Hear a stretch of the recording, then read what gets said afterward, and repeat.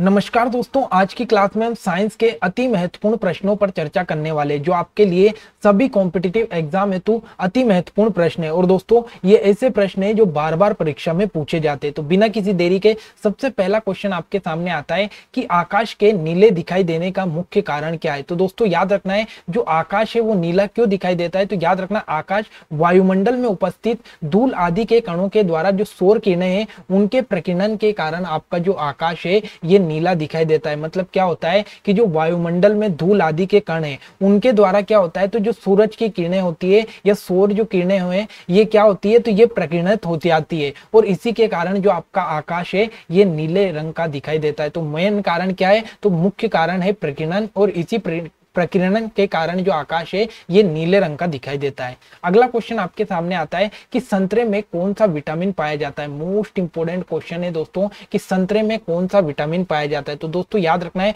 संतरे में आप सभी जानते हैं कि जितने भी खट्टे फल है इन सब खट्टे फल में आपका विटामिन सी पाया जाता है। तो याद रखना है, संतरे में कौन सा विटामिन पाया जाता है, विटामिन सी पाया जाता है। अगर आपसे पूछे कि जो विटामिन सी है इस विटामिन सी का नाम क्या है, तो याद रखना है विटामिन सी का नाम है एस्कॉर्बिक अम्ल। एस्कॉर्बिक अम्ल इसको कहा जाता है। तो याद रखना है, खट्टे फलों में कौन सा विटामिन पाया जाता है, तो विटामिन सी खट्टे फलों में पाया जाता है और इसी को क्या कहते हैं, तो इसी को एस्कॉर्बिक अम्ल कहते हैं। मोस्ट इंपोर्टेंट क्वेश्चन है। अगला क्वेश्चन, विद्युत बल्ब का फिलामेंट किसका बना होता है। अति इंपोर्टेंट क्वेश्चन है दोस्तों। आपने देखा होगा गाँव में जो पीले रंग के बल्ब आते हैं उन पीले रंग के बल्ब में क्या होता है, इस प्रकार से आपका बल्ब बना होता है और इसके अंदर कुछ इस प्रकार से एक फिलामेंट बना होता है। तो ये जो फिलामेंट है ये किसका बना होता है, तो याद रखना है ये बना होता है आपका टंगस्टन का। तो मोस्ट इंपोर्टेंट क्वेश्चन है कि जो विद्युत बल्ब है इस विद्युत बल्ब में किसका फिलामेंट यूज होता है, तो टंगस्टन का फिलामेंट यहाँ पर यूज किया जाता है। अगला क्वेश्चन, एसआई में बल का मात्रक क्या है। मोस्ट इंपोर्टेंट क्वेश्चन है दोस्तों कि जो बल है इस बल का एसआई मात्रक क्या है। तो याद रखना है बल का एसआई मात्रक क्या है, तो न्यूटन है। अति इंपोर्टेंट क्वेश्चन है, बल का एसआई मात्रक क्या है, तो न्यूटन है। अगला, यदि पृथ्वी पर कोई चट्टान चंद्रमा पर ले जाए तो क्या होगा। मोस्ट इंपोर्टेंट क्वेश्चन है दोस्तों कि आपकी जो पृथ्वी है अगर इस पृथ्वी से कोई भी चट्टान को अगर हम चंद्रमा पर ले जाएंगे तो उसका परिणाम क्या होगा, तो याद रखना है उसके भार में कमी आ जाएगी। अति इंपोर्टेंट क्वेश्चन है कि कोई भी वस्तु या कोई भी चट्टान पृथ्वी से हम चंद्रमा पर ले जाएंगे तो जो उसका वजन है या उसका जो भार है उसमें कमी आ जाएगी।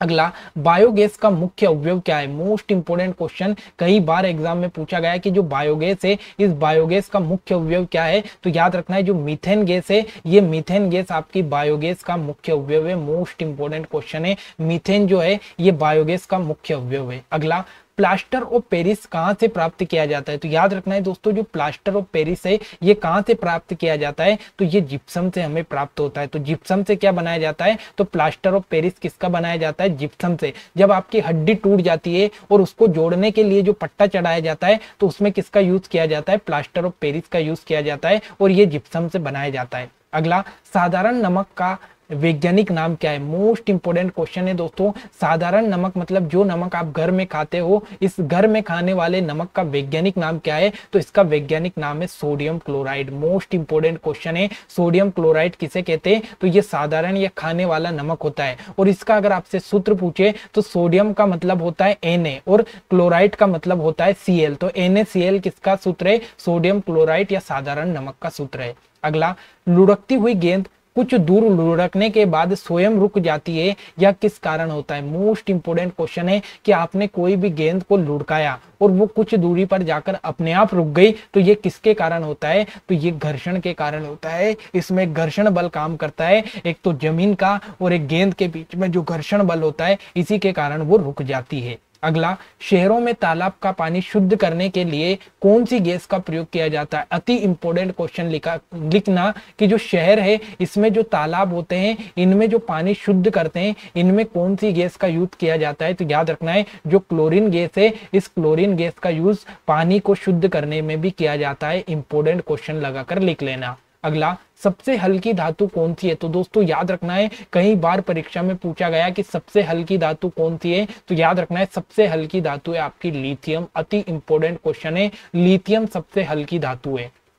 अगला, दूध की शुद्धता किस यंत्र द्वारा नापी जाती है? मोस्ट इंपोर्टेंट क्वेश्चन है कि दूध की जो शुद्धता है ये किसके द्वारा नापी जाती है? तो ये लैक्टोमीटर के द्वारा मापी जाती है। अति इंपोर्टेंट क्वेश्चन है कि दूध की शुद्धता किसमें नापी जाती है? तो लैक्टोमीटर के द्वारा नापी जाती है। अगला, खनिजों एवं चट्टानों में कौन सा तत्व सबसे अधिक पाया जाता है? इंपॉर्टेंट क्वेश्चन है कि जो खनिज और चट्टान है इनमें कौन सा तत्व सर्वाधिक पाया जाता है? तो दोस्तों याद रखना है, जो कार्बन है, ये कार्बन आपका खनिज और चट्टानों में सबसे ज्यादा पाया जाने वाला तत्व है कार्बन। अगला, गुब्बारों में हाइड्रोजन की अपेक्षा हीलियम भरना अधिक उपयोगी माना जाता है, क्यों? मोस्ट इंपोर्टेंट क्वेश्चन है दोस्तों। आपने देखा होगा कि बहुत सारे फंक्शन में गुब्बारों को जैसे छोड़ते हैं वो काफी ऊंचाई पर चले जाते हैं। क्यों? क्योंकि उनमें कौन सी गैस भरते हैं? उनमें हीलियम गैस भरते हैं। और जो हीलियम गैस है, ये हीलियम गैस हवा से भी हल्की गैस है, इसीलिए बहुत ही जल्दी ये गुब्बारे उड़ जाते हैं। और इनको भरने का एक और कारण ये है कि ये हवा के साथ मिलकर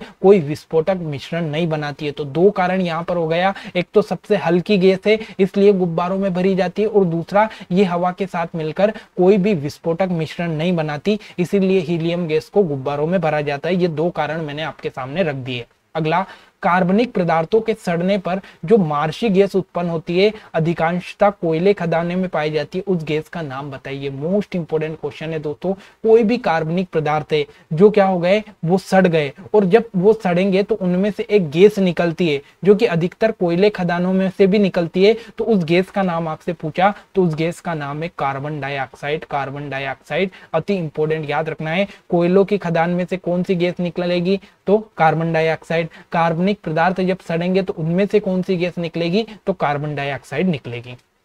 अगला, तत्काल शक्ति के लिए खिलाड़ी किसका उपयोग करते हैं? अति इंपोर्टेंट क्वेश्चन यहाँ से आपसे पूछा है कि दोस्तों तत्काल अगर कोई भी खिलाड़ी लंबे समय से गेम खेल रहा है, अगर उसको एनर्जी चाहिए तो वो किसका यूज करेगा? तो उसको वो सुक्रोज का यूज करेगा, सुक्रोज का यूज करेगा। अब यहाँ से एक बात समझना, अगर सुक्रोज की जगह आपको शर्करा दे दे, शर्करा दे दे तो भी आपका आंसर सही होगा। अगर शर्करा की जगह आपको कार्बोहाइड्रेट दे दे, कार्बोहाइड्रेट दे दे, कार्बोहाइड्रेट दे दे तो भी आपका आंसर सही होगा। दोस्तों याद रखना है, अगर आपसे पूछे कि किस चीज से हमें तुरंत एनर्जी मिल जाती है तो कार्बोहाइड्रेट से हमें तुरंत एनर्जी मिल जाती है, और कार्बोहाइड्रेट एक प्रकार की शर्करा होती है, और शर्करा ही कौन सी है? सुक्रोज शर्करा है। ठीक है। अगला, वायुमंडलीय दाब नापने वाला यंत्र है। मोस्ट इंपोर्टेंट क्वेश्चन है कि वायुमंडलीय दाब नापने वाला यंत्र कौन सा है? तो दोस्तों याद रखना है, जो बैरोमीटर है, इस बैरोमीटर के द्वारा आपका वायुमंडल का दाब मापा जाता है। अति इंपोर्टेंट क्वेश्चन लगाकर लिख लेना। अगला, टोलमी का पृथ्वी का सिद्धांत क्या है? मोस्ट इंपोर्टेंट क्वेश्चन है कि टोलमी नामक जो वैज्ञानिक है इन्होंने पृथ्वी के बारे में एक सिद्धांत दिया था, वो क्या था? तो याद रखना है, इन्होंने ये बताया था कि जो पृथ्वी है ये ब्रह्मांड का केंद्र है और सूर्य उसके चारों ओर चक्कर लगाता है। ये बात किसने कही थी? तो ये टोलमी साहब ने ये बोल दिया था कि जो पृथ्वी है ये पृथ्वी क्या है? पूरे ब्रह्मांड का केंद्र है, और जो सूर्य है ये सूर्य क्या करता है? तो सूर्य पृथ्वी का चक्कर लगाता है। लेकिन ये जो सिद्धांत है ये गलत साबित हुआ था। इसके बाद जो कोपरनिकस साहब आए थे, इन्होंने सही सिद्धांत दिया था। इन्होंने ये बताया था कि जो सूरज है ये पृथ्वी का केंद्र है और बाकी जितने भी ग्रह है ये इसके चक्कर लगाते हैं। ये बात कोपरनिकस साहब ने कही थी, जबकि टोलमी साहब ने जो सिद्धांत दिया था ये बिल्कुल गलत सिद्धांत साबित हुआ था। लेकिन इसका right answer option number A होगा। अगला, शक्ति का मात्रक क्या है? तो दोस्तों शक्ति का अगर मात्रक आपसे पूछे कि शक्ति का मात्रक क्या है तो बता देना, शक्ति का मात्रक जूल है, जूल है, जूल है। और अभी मैंने बताया था बल का मात्रक क्या है, तो बल का मात्रक क्या है? न्यूटन है। अगला, अंधों के पढ़ने के लिए लेखन पद्धति का आविष्कार किया गया। मोस्ट इंपोर्टेंट क्वेश्चन है दोस्तों कि जो अंधे लोग हैं उनको पढ़ने के लिए एक लेखन पद्धति का आपका आविष्कार किया गया। आपने ट्रेनों में या बहुत सारी जगहों में देखा होगा, कुछ इस प्रकार से उभरी हुई बिंदियां बनी हुई थी, तो उनको क्या कहते हैं? तो उनको बोला जाता है ब्रेल लिपि। क्या बोला जाता है? ब्रेल लिपि उसको बोला जाता है। और इसकी खोज किसने की? तो लुई ब्रेल के द्वारा इसकी खोज की गई और इसे ब्रेल लिपि नाम दिया गया, जो कि अंधों के पढ़ने के लिए काम आती है। अगला, डीएनए की खोज किसने की? तो दोस्तों याद रखना है, जो डीएनए है इस डीएनए की खोज किसने की गई? तो दो वैज्ञानिक थे, एक तो नाम था वॉटसन और एक था आपका क्रिक। तो वॉटसन और क्रिक नामक दो वैज्ञानिक आए और इन्होंने किसकी खोज की? तो डीएनए की खोज की। अगला, वोल्ट किसका मात्रक है? तो वोल्ट किसका मात्रक है ये भी आपको याद रखना है। तो जो विभवांतर होता है, ये विभवांतर का मात्रक क्या है? तो विभवांतर का मात्रक वोल्ट है, मोस्ट इंपोर्टेंट है। अगर आपसे पूछे कि विद्युत धारा का मात्रक क्या है, तो एम्पियर है। विद्युत धारा का मात्रक क्या है? तो दोस्तों याद रखना है, एम्पियर किसका मात्रक है? विद्युत धारा का। अगर प्रतिरोध का मात्रक पूछे आपसे, तो प्रतिरोध का मात्रक क्या है? ओम है, ओम है। और विभवांतर का मात्रक क्या है? तो विभवांतर का मात्रक वोल्ट है। और विशिष्ट प्रतिरोध का मात्रक आप मुझे कमेंट में बताइए, क्योंकि आगे आने वाला ये क्वेश्चन आपके सामने है। अगला, पेनिसिलिन का आविष्कार किसके द्वारा किया गया? तो दोस्तों याद रखना है, जो पेनिसिलिन है, इस पेनिसिलिन का आविष्कार अलेक्जेंडर फ्लेमिंग के द्वारा किया गया। अति इंपॉर्टेंट क्वेश्चन लगाकर लिख लेना, कई बार परीक्षा में पूछा गया कि जो पेनिसिलिन है, इसकी खोज किसके द्वारा की गई? तो अलेक्जेंडर फ्लेमिंग के द्वारा की गई है। अगला, चेचक के टीके का आविष्कार किसके द्वारा किया गया? तो दोस्तों याद रखना है, जो चेचक का टीका है, इस चेचक के टीके की खोज किसने की? तो एडवर्ड जेनर ने की। अति इंपोर्टेंट 5 स्टार लगा कर लिख लेना, क्योंकि इतनी बार एग्जाम में क्वेश्चन पूछा गया कि चेचक के टीके की खोज किसने की? तो एडवर्ड जेनर के द्वारा की गई है। अगला, प्रकाश वर्ष किसका मात्रक है? तो दोस्तों याद रखना है, जो प्रकाश वर्ष है, ये प्रकाश वर्ष किसका मात्रक है? तो ये दूरी का मात्रक है। अति इंपॉर्टेंट क्वेश्चन है। कई बार आप यहाँ पर कंफ्यूज हो गए कि भाई प्रकाश वर्ष आ रहा है तो प्रकाश से संबंधित होगा, लेकिन ये प्रकाश वर्ष जो है, ये दूरी से संबंधित है, दूरी का मात्रक है। अगला, लोहे पर जंग लगना किस प्रकार की अभिक्रिया है? बिल्कुल इजी क्वेश्चन, लेकिन 1000 बार क्वेश्चन पूछा गया है कि लोहे पर जंग लगना किस प्रकार की अभिक्रिया है? तो दोस्तों ये एक प्रकार की रासायनिक अभिक्रिया है, रासायनिक अभिक्रिया है, रासायनिक अभिक्रिया है। अगला, निम्नलिखित में से किस वैज्ञानिक ने विकासवाद के सिद्धांत का प्रतिपादन किया? तो दोस्तों याद रखना है, जो विकासवाद का सिद्धांत है, ये डार्विन नामक वैज्ञानिक के द्वारा दिया गया। डार्विन नामक वैज्ञानिक ने विकासवाद का सिद्धांत दिया। अगला, चींटी के डंक में कौन सा अम्ल पाया जाता है? तो दोस्तों याद रखना है, जो चींटी है, इस चींटी के डंक में कौन सा अम्ल पाया जाता है? तो मेथेनोइक अम्ल पाया जाता है। मोस्ट इंपोर्टेंट क्वेश्चन है कि मेथेनोइक अम्ल जो है, ये चींटी के डंक में पाए जाने वाला अम्ल है। अगला, कम तापमान को मापने वाला यंत्र कौन सा है? मोस्ट इंपोर्टेंट है कि अगर तापमान कम है तो उसको नापने के लिए किस यंत्र का उपयोग किया जाता है? तो उसको नापने के लिए क्रायोमीटर का यूज किया जाता है, क्रायोमीटर का यूज किया जाता है। अगला, मनुष्य के सुनने की क्षमता कितनी होती है? अति इंपोर्टेंट क्वेश्चन है, कई बार परीक्षा में पूछा गया कि जो मनुष्य है, इसके सुनने की क्षमता कितनी होती है? तो इसके सुनने की क्षमता 20 हर्ट्ज से 20,000 हर्ट्ज तक होती है। अति इंपोर्टेंट क्वेश्चन है, 20 हर्ट्ज से 20,000 हर्ट्ज तक एक मनुष्य के सुनने की क्षमता होती है। अगला, पदार्थ का परमाणु सिद्धांत किस वैज्ञानिक के द्वारा दिया गया? तो याद रखना है दोस्तों, पदार्थ का जो परमाणु सिद्धांत है, ये किस वैज्ञानिक ने दिया दोस्तों? तो ये जॉन डाल्टन के द्वारा दिया गया। पदार्थ का परमाणु सिद्धांत किसने दिया? तो परमाणु सिद्धांत देने वाले व्यक्ति का नाम है जॉन डाल्टन साहब। अगला, वॉशिंग मशीन किस सिद्धांत पर कार्य करती है? मोस्ट इंपोर्टेंट क्वेश्चन है दोस्तों कि जो वॉशिंग मशीन है, ये किस सिद्धांत पर काम करती है? तो ये अपकेंद्री बल पर काम करती है। अपकेंद्री बल क्या होता है? जब भी आपने देखा होगा तो वॉशिंग मशीन कुछ इस प्रकार से घूमती है, और जब ये इस प्रकार से घूमती है तो जितने भी कपड़े हैं इनको बिल्कुल बाहर की तरफ फेंकती है। तो ये कौन सा बल है? तो ये अपकेंद्री बल है। लेकिन जो भी बल अंदर की तरफ लगेगा, अंदर की तरफ बल लगने वाला बल क्या है? तो वो अभिकेंद्री बल है। और जो बल बाहर की तरफ लगेगा उसे अपकेंद्री बल कहते हैं। और जो वॉशिंग मशीन है, ये वॉशिंग मशीन अपकेंद्री बल पर काम करती है। अगला, आघूर्ण बल का एसआई मात्रक क्या है? तो जो आघूर्ण बल है, इसकी एसआई इकाई क्या है? तो न्यूटन मीटर है, न्यूटन मीटर है। मैंने आपको बताया था बल का तो न्यूटन है, और आघूर्ण बल पूछे तो उसका न्यूटन मीटर आपको याद रखना है। ये इंपॉर्टेंट क्वेश्चन है। अगला, अल्जाइमर रोग मानव शरीर में किस अंग को मुख्य रूप से प्रभावित करता है? मोस्ट इंपोर्टेंट क्वेश्चन है दोस्तों कि जो अल्जाइमर रोग है, इस अल्जाइमर रोग से कौन प्रभावित होता है? तो जो मानव का मस्तिष्क है, इस मानव का मस्तिष्क अल्जाइमर रोग के द्वारा प्रभावित होता है। ये इंपॉर्टेंट क्वेश्चन लगाकर लिख लेना।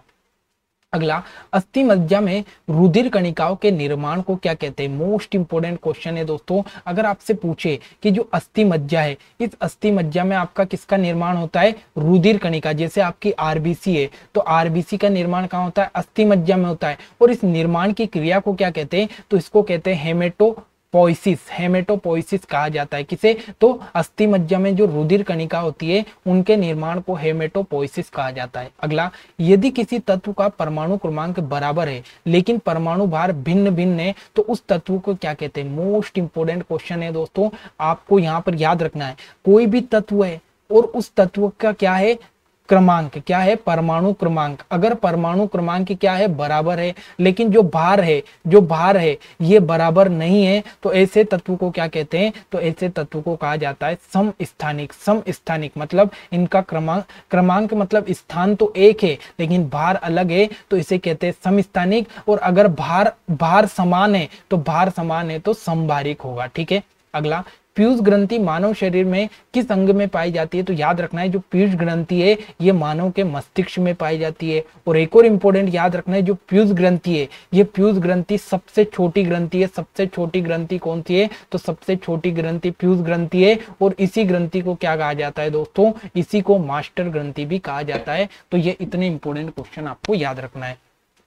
अगला, निम्नलिखित में से कौन सा पदार्थ क्लोरीन के साथ अभिक्रिया करके ब्लीचिंग पाउडर का उत्पादन करता है? मोस्ट इंपोर्टेंट क्वेश्चन है कि वो कौन सा पदार्थ है जिसकी क्रिया अगर अपन क्लोरीन से करवा दे तो वो क्या बना देगा? तो वो ब्लीचिंग पाउडर बना देगा। तो दोस्तों वो है आपका बिना भूजा हुआ चूना। अगर क्लोरीन के साथ आप बिना भूजा हुआ चूना मिला दोगे तो आपको क्या प्राप्त होगा? तो ब्लीचिंग पाउडर प्राप्त होगा। अगला, पशुओं में किसके कारण खुरपका और मुंह पका रोग होता है? इंपॉर्टेंट क्वेश्चन है कि जो खुरपका और मुंह पका रोग है ये किसके कारण होते हैं? तो ये विषाणु या वायरस के कारण होने वाले रोग है। और ये किसमें होते हैं? पशुओं में। और रोग का नाम याद रखना, खुरपका और मुंह पका। अगला, ट्यूबलाइट में मुख्यतः कौन सी गैस भरी जाती है? अति इंपॉर्टेंट क्वेश्चन है। आपके घर में पहले, अभी तो एलईडी ट्यूबलाइट आने लग गई, लेकिन पहले गैस वाली ट्यूबलाइट आती थी जिसमें एकदम से गैस उड़ जाती थी, या आप देखोगे एकदम से वो काली काली हो जाती थी। तो उसमें कौन सी गैस भरी होती थी? तो उसमें पारे के साथ आर्गन गैस भरी जाती थी। मोस्ट इंपोर्टेंट क्वेश्चन है कि जो ट्यूबलाइट होती थी उनमें पारे के साथ ऑर्गन गैस भरी जाती थी। ठीक है। निम्नलिखित में से किस धातु को चाकू से आसानी से काटा जा सकता है? दोस्तों आपने देखा होगा कि जितनी भी धातु है ये बहुत ही ज्यादा कठोर होती है। जैसे लोहा, अब लोहे को क्या हम काट सकते हैं, लेकिन एक ऐसी धातु है जिसको चाकू से आप आसानी से काट सकते हो, जैसे पनीर को काटते हैं उस प्रकार से, तो उसका नाम है सोडियम। तो याद रखना है, सोडियम ऐसी धातु है जिसको अपन क्या करते हैं? तो चाकू से आसानी से काट सकते हैं। ठीक है। अगला, माइकोलॉजी में किसका अध्ययन किया जाता है? तो दोस्तों याद रखना है, यहाँ पर एक शब्द आया माइकोलॉजी, और इस माइकोलॉजी में किसका अध्ययन किया जाता है? तो याद रखना है जो कवक होते हैं, जितने भी कवक का अध्ययन है, इस कवक के अध्ययन को अपन ने क्या नाम दिया? तो कवक के अध्ययन को माइकोलॉजी कहा जाता है। अगला, निम्नलिखित में से किस विटामिन में कोबाल्ट धातु पाई जाती है? अति इंपॉर्टेंट क्वेश्चन लगाकर लिखना कि वो कौन सा विटामिन है जिसमें कोबाल्ट धातु पाई जाती है। तो दोस्तों याद रखना है विटामिन जो B12 है, इस B12 में कौन सी धातु पाई जाती है? कोबाल्ट धातु पाई जाती है। 5 स्टार लगा रहा हूं क्योंकि इतनी बार एग्जाम में क्वेश्चन पूछा गया। अगला, यहाँ पर अगर आपसे पूछे कि विटामिन ए की कमी से कौन सा रोग होता है? तो विटामिन ए की कमी से रतौंधी रोग होता है मेरे दोस्त, रतौंधी रोग होता है। अगला, शाही रोग किसे कहा जाता है? तो अगर आपसे पूछे कि शाही रोग किसे कहते हैं, तो शाही रोग होता है आपका कौन सा? तो हीमोफीलिया जो होता है, इस हीमोफीलिया को शाही रोग होता है, शाही रोग कहा जाता है। ठीक है। तो याद रखना है हीमोफीलिया को क्या कहा जाता है? शाही रोग। अगला, रुधिर में कैल्शियम की मात्रा को कौन सा हार्मोन से नियंत्रित करता है? मोस्ट इंपोर्टेंट क्वेश्चन है कि आपका जो रुधिर है, इस रुधिर में जो कैल्शियम होता है, इस कैल्शियम की मात्रा को कम ज्यादा जो नॉर्मल रखने का काम कौन सा हार्मोन्स करता है? तो उस हार्मोन्स का नाम है कैल्सिटोसिन हार्मोन्स। नाम से स्पष्ट है, कैल्शियम मतलब कैल्सिटोसिन हार्मोन्स, और ये काम क्या करता है? तो कैल्शियम की मात्रा को नियंत्रित रखता है। अगला, अस्थि से अस्थि के जोड़ को क्या कहते हैं? अति इंपॉर्टेंट क्वेश्चन है कि अस्थि से अस्थि के जोड़ को क्या कहा जाता है? तो अस्थि से अस्थि के जोड़ को लिगामेंट कहा जाता है। लिगामेंट कहा जाता है, लिगामेंट। अति इंपॉर्टेंट क्वेश्चन है। ठीक है। गाय के दूध में निम्नलिखित में से किस विटामिन की प्रचुर मात्रा होती है? तो गाय के दूध की अगर आपसे पूछे कि गाय के दूध में कौन सा विटामिन पाया जाता है, तो दोस्तों याद रखना है विटामिन जो बी है, ये विटामिन बी आपका किस में पाया जाता है? तो गाय के दूध में पाया जाता है। और विटामिन बी की कमी से कौन सा रोग होता है? तो विटामिन बी की कमी से बेरी बेरी रोग होता है, बेरी बेरी रोग होता है। अगला, H5N1 नामक वायरस पैदा करता है। अति इंपॉर्टेंट क्वेश्चन है कि जो H5 और N1 नामक एक वायरस है, ये क्या करता है? तो याद रखना है ये आपका बर्ड फ्लू रोग वो उत्पन्न करता है। तो बर्ड फ्लू रोग कौन फैलाता है? तो H5N1 नामक वायरस। ये आपसे पूछ सकता है कि बर्ड फ्लू नामक रोग कौन से वायरस के कारण होता है? तो H5N1 नामक वायरस के कारण होता है। अगला, किसने खोज की कि मलेरिया मच्छर द्वारा संचरित होता है? मोस्ट इंपोर्टेंट क्वेश्चन है। ये बात किसके द्वारा बताई गई कि जो मलेरिया रोग है ये मलेरिया रोग मच्छर के द्वारा फैलता है? तो ये बात बताई रोनाल्ड रोस के द्वारा। ये बात बताई गई कि जो मलेरिया है ये मलेरिया किसके द्वारा फैलता है? मच्छर के द्वारा फैलता है। अगला, किस हार्मोन्स के कारण हृदय स्पंदन तथा रुधिर दाब बढ़ जाता है? मोस्ट इंपोर्टेंट क्वेश्चन है कि वो कौन सा हार्मोन्स है जिसके कारण आपका हृदय की धड़कन या फिर आपका जो ब्लड प्रेशर है ये बढ़ जाता है? तो याद रखना है उसका नाम है एड्रीनेलिन हार्मोन। और दोस्तों जो एड्रीनेलिन हार्मोन से इसी को क्या नाम दिया जाता है? लड़ो या उड़ो हार्मोन से भी किसे कहा जाता है? Adrenaline hormone. और ये हार्मोन क्या करता है? तो ये हार्मोन का काम क्या है कि जब भी आप अचानक किसी चीज से डर गए, भयभीत हो गए, या अचानक आपके सामने कोई आ गए, अचानक आपने सपना देख लिया तो आप पसीने से तरबतर हो गए, तो आपका जो हृदय की धड़कन है ये भी बढ़ जाती है, आपका ब्लड प्रेशर भी बढ़ जाता है। तो जब कौन सा हार्मोन से एक्टिव हो जाता है? तो ये एड्रीनेलिन हार्मोन उस टाइम पर, डर के टाइम पर एक्टिव हो जाता है। अगला, एनीमिया रोग होने पर शरीर में किस चीज की कमी हो जाती है? तो अगर आप में एनीमिया रोग हो गया, तो अगर एनीमिया रोग आपके शरीर में हो गया तो आप में के जो रक्त है इस रक्त में हीमोग्लोबिन की कमी आ जाती है। तो याद रखना है जब भी आपके शरीर में एनीमिया रोग हुआ तो आपका जो रक्त है उसमें क्या आ गया? तो हीमोग्लोबिन की कमी आ गई है। अगला, मादा एनाफ्लीज मच्छर जब काट लेता है तो उसमें कौन सा रोग होता है? तो दोस्तों अगर आपको मादा एनाफ्लीज मच्छर ने काट लिया तो आपको मलेरिया रोग हो सकता है, मलेरिया रोग हो सकता है। ठीक है। अगला, मानव रेटिना पर बना प्रतिबिंब होता है। अति इंपॉर्टेंट क्वेश्चन लगाकर लिखो, अति इंपॉर्टेंट क्वेश्चन लगाकर लिखो कि जो मानव की रेटिना है इस पर जो प्रतिबिंब बनता है वो कैसा होता है? तो याद रखना है ये वास्तविक और उल्टा प्रतिबिंब आपकी रेटिना पर बनता है। मोस्ट इंपोर्टेंट क्वेश्चन है, वास्तविक और उल्टा प्रतिबिंब बनता है। अगला, पोलियो के टीके की खोज किसके द्वारा की गई? तो याद रखना है दोस्तों जो पोलियो का टीका है इस पोलियो के टीके की खोज किसने की? तो जॉन ई साल्क के द्वारा पोलियो के टीके की खोज की गई। मोस्ट इंपोर्टेंट क्वेश्चन है, पोलियो के टीके की खोज जॉन ई साल्क ने की गई।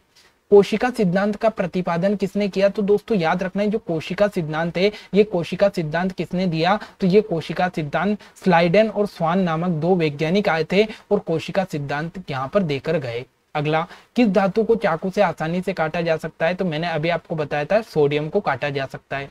अगला, शरीर की सबसे बड़ी ग्रंथि कौन सी है? तो यहाँ पर इंपॉर्टेंट क्वेश्चन बना है कि शरीर की सबसे बड़ी ग्रंथि कौन सी है? तो वो है आपका यकृत। और यकृत का अगर आपसे पूछे तो ये शरीर की सबसे बड़ी ग्रंथि है और ये एक रस का स्त्राव करती है जिसका नाम है पित्त रस। तो पित्त रस कौन सी ग्रंथि स्त्रावित करती है? तो यकृत करती है। अगला, निम्नलिखित में से कौन सा एंजाइम लार में पाया जाता है? इंपॉर्टेंट क्वेश्चन लगाकर लिख लेना कि लार में कौन सा एंजाइम पाया जाता है? तो जो आपकी लार होती है इस लार में टाइलिन नामक एंजाइम पाया जाता है, टाइलिन नामक एंजाइम पाया जाता है। अगला, पेनिसिलिन का आविष्कार अभी मैंने आपको बताया था अलेक्जेंडर फ्लेमिंग के द्वारा किया गया। अगला, दूध के दही के रूप में जमने का कारण क्या है? तो दूध का जो दही के रूप में जमने का मुख्य कारण है ये क्या है? तो लैक्टोबैसिलस नामक एक बैक्टीरिया होता है। इस लैक्टोबैसिलस नामक बैक्टीरिया के कारण क्या होता है? तो आपका जो दूध है ये दही के रूप में बन जाता है। अगला, वे पदार्थ जिनके स्वाद में खट्टे होते हैं जो नीले लिटमस घोल को लाल कर देते हैं उनको क्या कहते हैं? अति इंपोर्टेंट क्वेश्चन है। सबसे यहाँ पर इंपोर्टेंट और एक हिंट देना वाला शब्द यहाँ पर आ गया कि जो पदार्थ खट्टे होते हैं और जो पदार्थ खट्टा होता है उसको हमने क्या कहा? तो उसको कहा जाता है अम्ल। तो याद रखना है दोस्तों जितने भी अम्ल होते हैं ये अम्ल क्या होते हैं? तो ये खट्टे होते हैं। और ये एक और काम करते हैं कि जो नीले कलर का लिटमस पेपर होता है उस नीले कलर के लिटमस पेपर को ये कैसा कर देते हैं? तो ये लाल कर देते हैं और स्वाद में खट्टे होते हैं। तो ऐसे पदार्थों को हम अम्ल कहते हैं। अगला, एलपीजी सिलेंडर में दाब के अंतर्गत द्रव के रूप में मुख्यतः कौन सी गैस का मिश्रण होता है? मोस्ट इंपोर्टेंट क्वेश्चन है दोस्तों। आप सभी जानते हो कि एलपीजी गैस मतलब लिक्विड पेट्रोलियम गैस। जब आप एलपीजी गैस का सिलेंडर आप घर पर लाओगे तो उसको हिलाकर देखना, उसमें ऐसा लगेगा आपको कि कुछ भरा हुआ है, मतलब लिक्विड जैसा, पानी जैसा कुछ भरा हुआ है। तो उसमें जो लिक्विड के रूप में जो गैस भरी होती है उसका नाम क्या है? तो उसका नाम है आपका प्रोपेन और ब्यूटेन। तो याद रखना है प्रोपेन और ब्यूटेन गैस आपका एलपीजी सिलेंडर में भरी होती है। इंपॉर्टेंट क्वेश्चन, ऑप्शन नंबर 20 का राइट आंसर है। अगला, इंसुलिन की खोज किसके द्वारा की गई? मोस्ट इंपोर्टेंट क्वेश्चन है आपका कि जो इंसुलिन है, अब इंसुलिन की अगर पूछे तो जो इंसुलिन है ये क्या है? तो ये एक प्रकार का हार्मोन है। इंसुलिन एक प्रकार का क्या है? हार्मोन्स। और इसकी खोज किसके द्वारा की गई? तो बेंटिंग नामक वैज्ञानिक के द्वारा आपका इंसुलिन की खोज की गई। अति इंपोर्टेंट क्वेश्चन आपसे पूछ सकता है। अगला, संतरे में कौन सा विटामिन होता है? तो मैंने बताया था संतरे में विटामिन सी होता है, क्योंकि खट्टे फलों में पाया जाता है।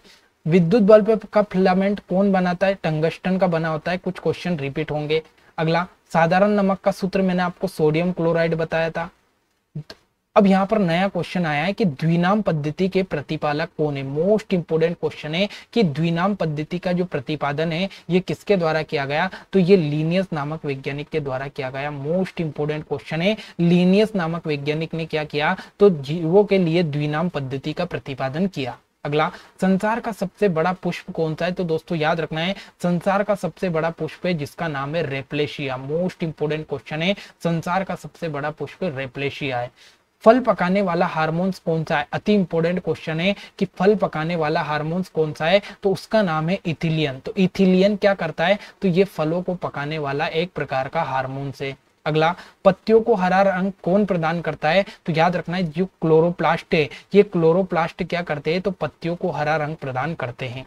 अगला, मिनी माता रोग। मोस्ट इंपोर्टेंट क्वेश्चन है कि जो मिनी माता रोग है ये किसके कारण होता है? तो मिनी माता रोग की अगर हम बात करें तो ये पारा के कारण होता है। पारा के कारण होता है। मोस्ट इंपोर्टेंट क्वेश्चन है। पारा एक प्रकार की क्या है? तो एक प्रकार की धातु है, लेकिन याद रखना ये इस एक ऐसी धातु है जो द्रव रूप में पाई जाती है। द्रव रूप में पाई जाती है और इसी पारा के कारण मिनी माता रोग होता है।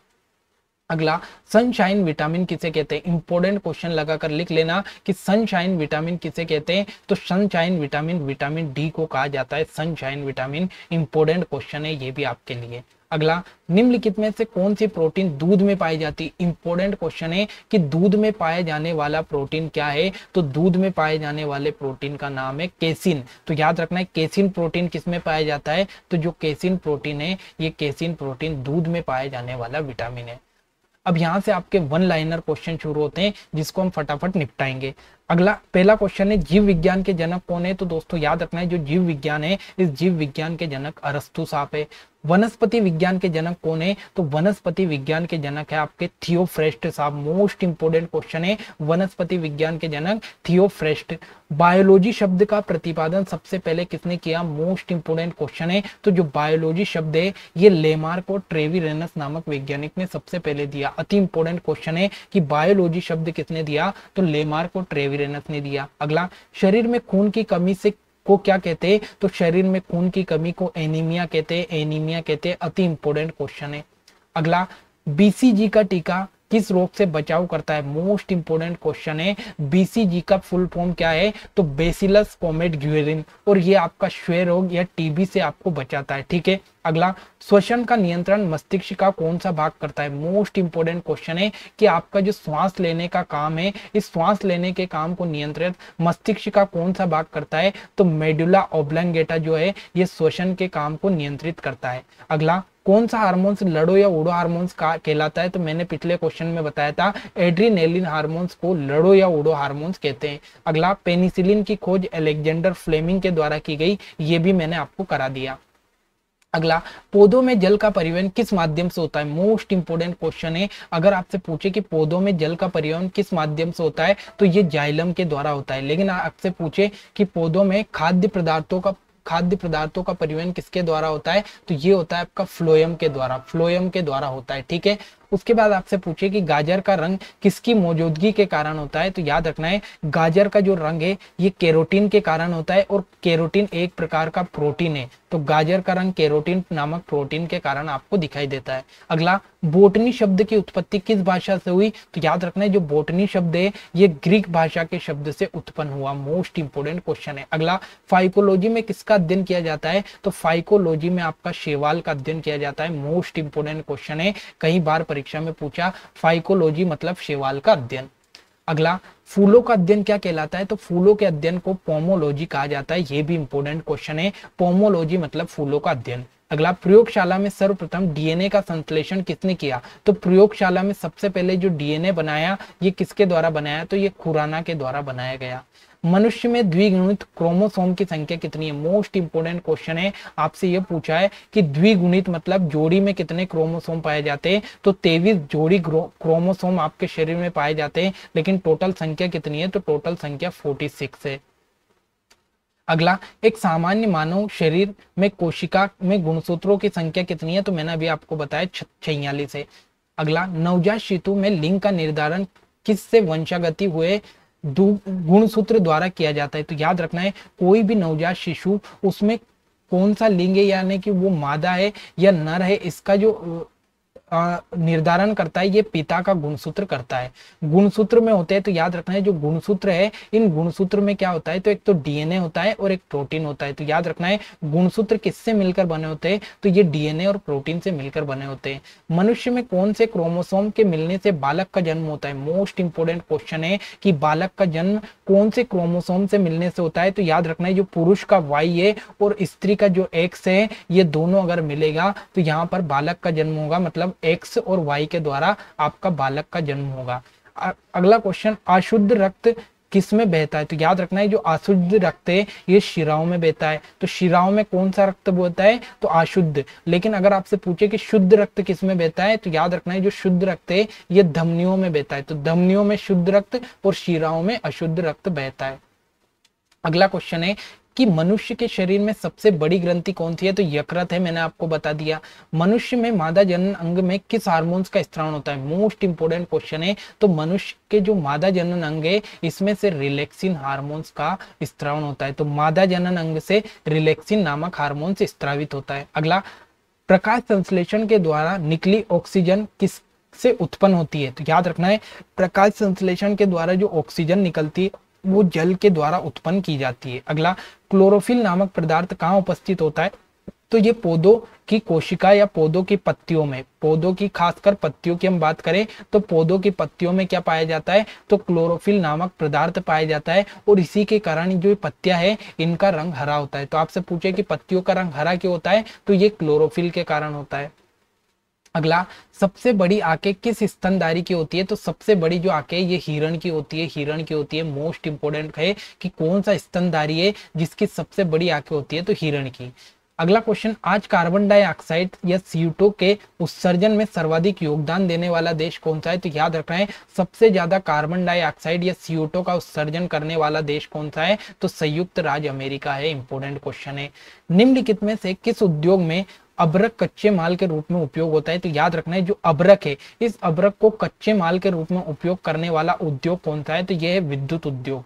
अगला, विद्युत प्रेस का आविष्कार किसने किया? तो याद रखना है जो विद्युत प्रेस है इस विद्युत प्रेस का आविष्कार हेनरी शीले के द्वारा किया गया। इंपोर्टेंट क्वेश्चन है, हेनरी शीले ने विद्युत प्रेस का आविष्कार किया। अगला, प्रेशर कुकर में खाना जल्दी पक जाता है क्योंकि प्रेशर कुकर के अंदर दाब अधिक होता है। इंपोर्टेंट क्वेश्चन है, प्रेशर कुकर के अंदर दाब अधिक होता है इसी कारण खाना जल्दी पक जाता है। अगला, प्रत्येक क्रिया के बराबर एक विपरीत दिशा में प्रतिक्रिया होती है या क्या है? मोस्ट इंपोर्टेंट क्वेश्चन है कि कोई भी क्रिया है उसके विपरीत प्रतिक्रिया होती है। ये नियम किसने दिया? तो ये न्यूटन के द्वारा दिया गया तीसरा नियम है। तो न्यूटन का तीसरा नियम क्या कहते हैं? तो प्रत्येक क्रिया के विपरीत एक प्रतिक्रिया होती है, ये न्यूटन का तीसरा नियम है। अगला, तांबा या कॉपर का शुद्ध रूप क्या है? तो तांबा या कॉपर का शुद्ध रूप है गंधक। मोस्ट इंपोर्टेंट क्वेश्चन है, तांबा कॉपर का शुद्ध तत्व है तो गंधक। अगला, उगते या डूबते समय सूरज लाल प्रतीत होता है क्योंकि लाल रंग का प्रकीर्णन सबसे कम होता है। मोस्ट इंपोर्टेंट क्वेश्चन है दोस्तों, उगते या डूबते समय जो सूरज है ये हमें लाल दिखाई देता है क्योंकि जो लाल रंग है इस लाल रंग का प्रकीर्णन सबसे कम होता है, इसीलिए लाल दिखाई देता है। अगला, रेडियो एक्टिविटी की खोज किसने की? तो जो रेडियो एक्टिविटी है इस रेडियो एक्टिविटी की खोज हेनरी बेकरल के द्वारा की गई। मोस्ट इंपोर्टेंट क्वेश्चन है, रेडियो एक्टिविटी की खोज हेनरी बेकरल के द्वारा की गई है। अगला क्वेश्चन, कारों, ट्रकों और बसों में ड्राइवर की सीट के बगल में कौन सा दर्पण लगा होता है? तो याद रखना है जो कार या ट्रक जो होती है उसमें जो ड्राइवर के बगल की सीट होती है या ड्राइवर में जो साइड कांच होता है उसमें उत्तल दर्पण लगा होता है, उत्तल दर्पण लगा होता है। ठीक है, ऐसे तत्व जिनमें धातु और अधातु दोनों के गुण पाए जाते हैं वो उपधातु कहलाते हैं। मोस्ट इंपोर्टेंट क्वेश्चन है, ऐसे तत्व जिनमें धातु अधातु दोनों के गुण पाए जाते हैं उन्हें उपधातु कहते हैं। अगला, वनस्पति विज्ञान के जनक कौन है? तो याद रखना है थियोफ्रेट्स साहब जो है ये वनस्पति विज्ञान के जनक है। अगला, निम्नलिखित में से किसमें ध्वनि की चाल सबसे अधिक होती है? अति इंपोर्टेंट क्वेश्चन लगा कर लिखो कि जो ध्वनि है इस ध्वनि की चाल सबसे अधिक किसमें होती है? तो ये इस्पात में होती है। इस्पात में ध्वनि की चाल सबसे अधिक होती है। अगला, बोटनी शब्द की उत्पत्ति किस भाषा से हुई? तो मैंने बताया था ग्रीक भाषा के शब्द से हुई। अगला, क्यूरी किसकी इकाई है? तो याद रखना है जो क्यूरी है ये क्यूरी किसकी इकाई है? तो रेडियो एक्टिव धर्मिता की जो इकाई है, रेडियो एक्टिव धर्मिता की जो इकाई है वो क्या है? तो ये क्यूरी है, क्यूरी है। किस रंग की तरंगदैर्घ्य सबसे कम होती है? तो बैगनी जो रंग है इस बैगनी रंग की तरंगदैर्घ्य सबसे कम होती है। और सबसे ज्यादा तरंगदैर्घ्य किसकी होती है? सबसे ज्यादा तरंगदैर्घ्य तो लाल रंग की तरंगदैर्घ्य सबसे ज्यादा होती है जबकि बैगनी रंग की सबसे कम होती है। अगला, कमरे में रखे रेफ्रिजरेटर का दरवाजा खोल दिया जाता है तो कमरे का ताप बढ़ जाएगा, कमरे का ताप बढ़ जाएगा। इंद्रधनुष में कितने रंग होते हैं? 7 रंग होते हैं, सब जानते हैं। अगला, दूरदृष्टि से पीड़ित व्यक्ति को निकट की वस्तु नहीं दिखाई देती है। मोस्ट इंपोर्टेंट क्वेश्चन है दोस्तों कि कोई भी व्यक्ति है जो दूरदृष्टि दोष से पीड़ित है तो उसे दूर का तो क्लियर दिखाई देगा लेकिन उसे पास का बिल्कुल नहीं दिखाई देगा, बिल्कुल नहीं दिखाई देगा। अगला, किताब के ऊपर रखे किसी लेंस को ऊपर उठाने पर यदि मुद्रित अक्षरों का आकार बढ़ता है तो दिखाई देने वाला लेंस है। मोस्ट इंपोर्टेंट है कि कोई भी किताब है उस पर आपने एक लेंस रखा, अगर आप उसको ऊपर उठाओगे तो जो किताब में लिखे शब्द वो बड़े दिखाई देंगे तो वो लेंस कौन सा है? तो ये उत्तल लेंस है, उत्तल लेंस है। अगला, यदि किसी लेंस में अक्षरों का आकार छोटा ही दिखाई दे तो वो कौन सा लेंस है? तो वो अवतल लेंस है। तारे टिमटिमाते इसका कारण क्या है? तो अपवर्तन के कारण टिमटिमाते। मोस्ट इंपोर्टेंट क्वेश्चन है कि तारों का टिमटिमाना कौन सी घटना है? तो ये अपवर्तन की घटना है। अगला, मांसपेशियों में निम्नलिखित में से किसके एकत्रित होने से थकान होती है? तो याद रखना है दोस्तों जब आप बहुत ज्यादा काम करते हो तो आपकी जो मांसपेशियां है इनमें लैक्टिक अम्ल का जमाव हो जाता है और जब लैक्टिक अम्ल का जमाव हो जाता है तो आपको थकान महसूस होती है। प्रकाश वर्ष क्या है? तो मैंने आपको बताया था कि प्रकाश वर्ष 1 वर्ष में प्रकाश द्वारा तय की गई दूरी है। तो मतलब ये दूरी का मात्रक है और क्या नापता है? तो 1 वर्ष में प्रकाश द्वारा जितनी दूरी तय की गई उसे प्रकाश वर्ष के द्वारा नापा जाता है। अगला, समुद्र की गहराई नापने के लिए कौन सा उपकरण प्रयोग में लाया जाता है? इंपोर्टेंट क्वेश्चन है। तो समुद्र की जो गहराई है ये फेदोमीटर के द्वारा नापी जाती है। अगला, कंप्यूटर की आईसी चिप किस पदार्थ की बनी होती है? मोस्ट इंपोर्टेंट क्वेश्चन है। तो कंप्यूटर की जो आईसी चिप है ये सिलिकॉन की बनी होती है, सिलिकॉन की बनी होती है कंप्यूटर की आईसी चिप। अगला, जीव विज्ञान शब्द का प्रयोग सर्वप्रथम किसने किया? तो लेमार्क और ट्रेविरेनस नामक वैज्ञानिक के द्वारा जीव विज्ञान शब्द का सबसे पहले प्रयोग लेमार्क और ट्रेविरेनस ने किया। कार्य का मात्रक क्या है? तो याद रखना है कार्य का मात्रक जूल है। प्रकाश वर्ष किसकी इकाई है? तो ये दूरी की इकाई है। दोस्तों कुछ क्वेश्चन रिपीट हो रहा है, क्यों? क्योंकि ये ऐसे क्वेश्चन है जो लगातार परीक्षा में पूछे गए, तो जहां से भी मैंने उठाए बार बार ये क्वेश्चन पूछे गए इसलिए रिपीट हो रहा है। अगला, एक ही प्रकार के परमाणुओं से मिलकर बना पदार्थ क्या कहलाता है? तो वो तत्व कहलाता है। मतलब एक ही प्रकार के परमाणु से जो बना पदार्थ होता है उसे हम क्या कहते हैं? तो उसे तत्व कहते हैं। तो दोस्तों ये आज के मोस्ट इंपोर्टेंट साइंस के क्वेश्चन थे और इस साइंस के क्वेश्चन की सबसे बड़ी खास बात ये है कि ये ऐसे क्वेश्चन थे जो लगातार परीक्षा में रिपीट होते हैं। और इसमें अगर हम बात करें तो आपके बायो के क्वेश्चन भी कवर हुए, फिजिक्स के क्वेश्चन भी कवर हुए और केमिस्ट्री के क्वेश्चन भी कवर हो गए। तो दोस्तों आशा करूंगा कि आज की क्लास आपको बेहद पसंद आई होगी। अगर क्लास अच्छी लगे तो लाइक कमेंट शेयर करना ना भूले। मिलते हैं अगली क्लास में एक नई मैराथन के साथ, तब तक के लिए जय हिंद, जय भारत।